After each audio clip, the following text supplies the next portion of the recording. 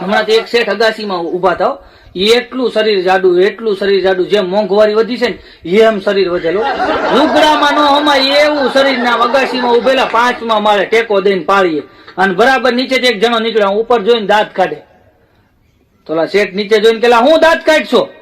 એ કે મને વિચાર આવે છે શેઠ કે તમે ગુજરી જાઓ તો તમને ઉતારવા કેમ?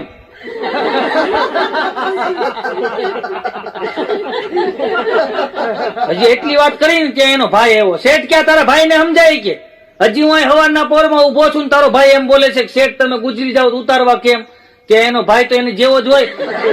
કે શેઠ એને ન ખબર પડે કે એને થોડી ખબર પડે કે ઉતારવા કેમ, ત્યાંથી ઘા કરાય કે ક્રેન બોલાવી લેવાય કે. હજી એટલી વાત થઈ ને કે એનો ત્રીજો ભાઈ એવો.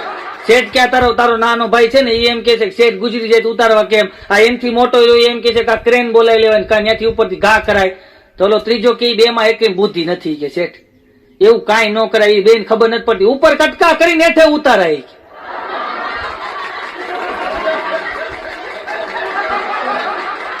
હજી આ 3 ની માથાકૂટ હાલતી હતી ને ત્યાં એનો બાપો આવ્યો. બોલો શેઠ ક્યાં તમારા 3 છોકરા સમજાવો કે એક છોકરો એમ કે શેઠ ગુજરી જાય તો ઉતારવા કેમ, બીજો છોકરો એમ કે ટ્રેન થી ઉતારી લેવાય, ત્રીજો છોકરો એમ કે કટકા કરીને ઉતારાય.